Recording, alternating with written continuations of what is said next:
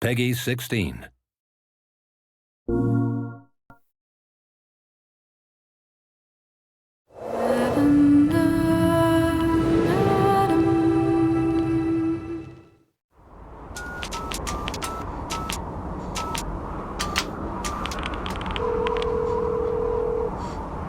Hello?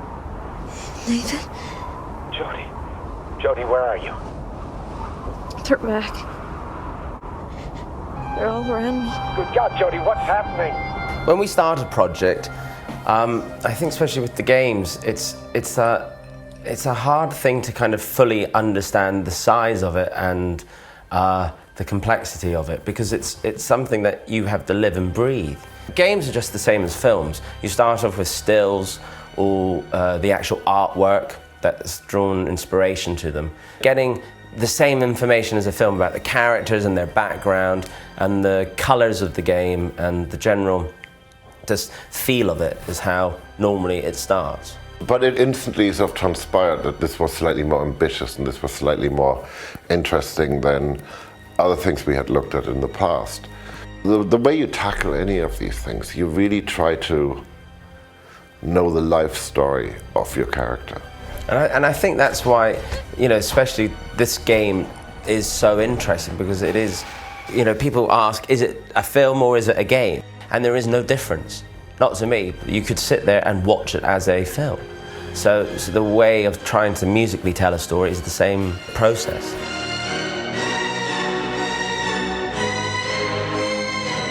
My first meeting with David was when the themes were being presented to him.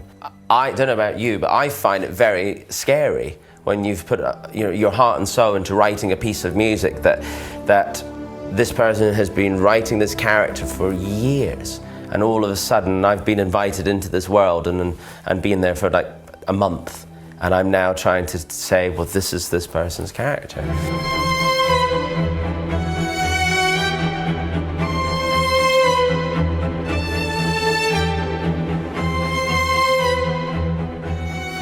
The Ellen Page character to David, you know, is very personal, and and he's lived and breathed the development of that character, unlike the same, I'm sure, as if it was been a film. But with this game, it's very personal.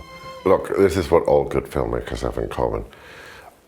They have a vision of what they want to do, and they tell you about this vision. And as they tell me about the vision, I try to think, what is it that they can't tell me? What is it that they can't do? What is it that they can't say elegantly in words or pictures? Or and what is it that I can sort of bring to the party that is just going to knock their socks off and surprise them?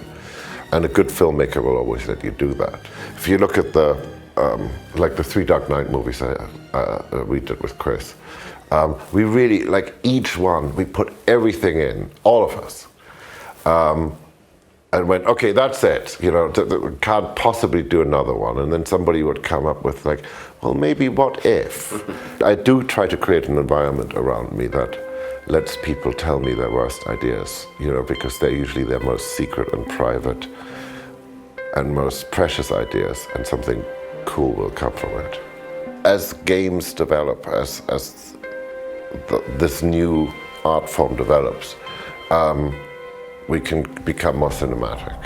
And as we become more cinematic, we can actually go and surpass what we have in the cinema. And I think that's interesting, because one of the reasons I really enjoy the whole gaming world is because we are looking for that next thing which can become immersive, that can involve us, that can really, in a way, go beyond entertainment. What annoys a lot of gamers sometimes is constant themes being used all the time.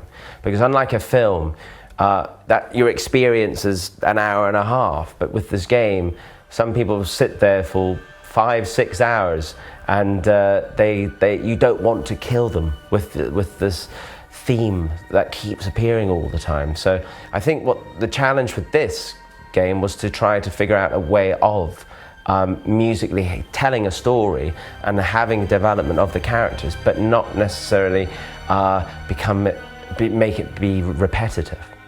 You know, the thing is that unlike a film, the only time you actually fully understand, I think with music, what we've managed to actually do is when you have the time to sit and play the game. Because we don't fully understand how much, you know, how it really will work out, especially with this game, because you're choosing different decisions constantly. Unlike some of the other games that we've worked on, you have a very clear vision of what the end story is. And with this, it's just so exciting because the story changes. So the music experience changes. So if Hans plays it tomorrow, he'll have a different experience musically and game-wise than I will. So it's always going to keep changing.